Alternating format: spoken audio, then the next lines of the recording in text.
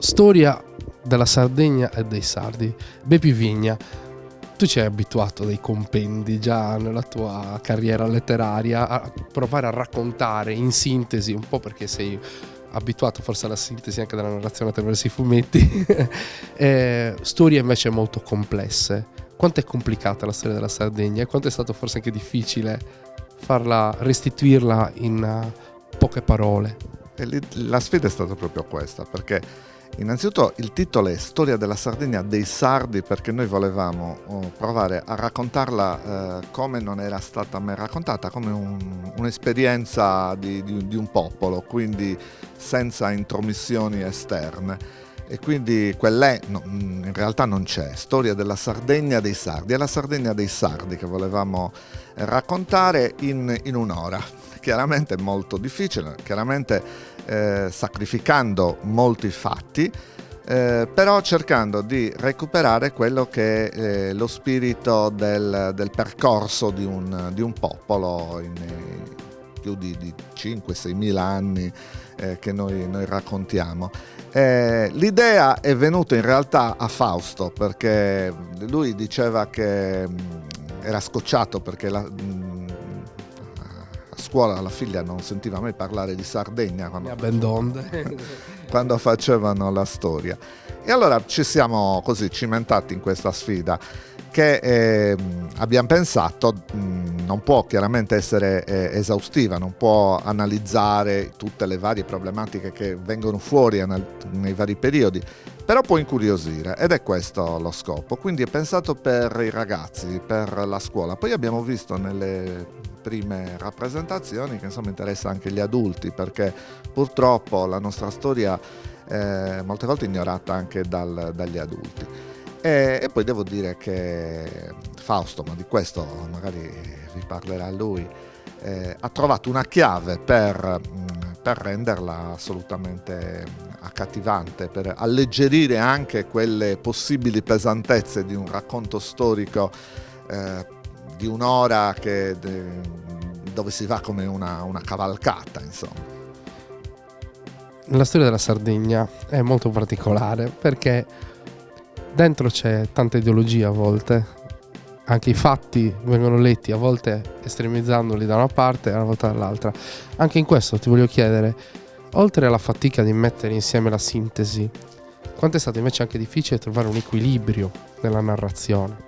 Beh, come giustamente hai osservato, è forse la difficoltà maggiore, perché si corre sempre questo rischio. E allora siamo rimasti molto legati ai fatti. Però insomma sono i fatti di una nazione che comunque è riconosciuta da tutti e che si deve affermare, la storia di un popolo. Quindi ci possono essere anche dei momenti di polemica. La polemica però credo che sia una polemica che non coinvolga i sardi, che semmai può coinvolgere gente che non appartiene per nascita e per affetti a questa terra.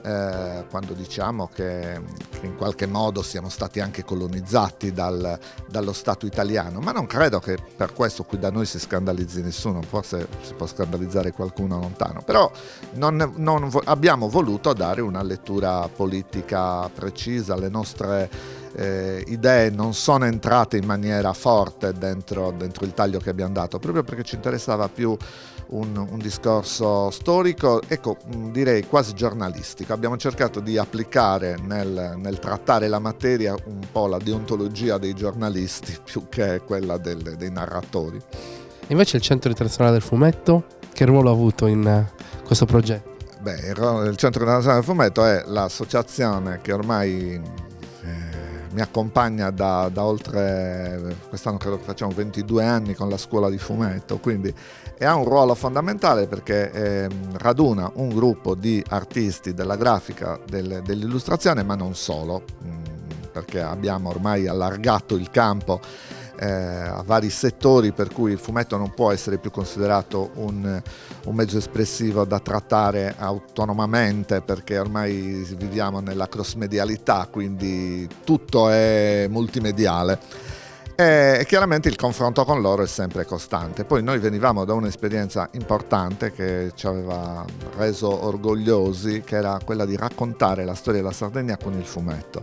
L'abbiamo fatto per l'Unione Sarda e quindi avevamo anche un sacco di materiale iconografico che abbiamo pensato, proprio perché il lavoro si indirizza principalmente ai ragazzi.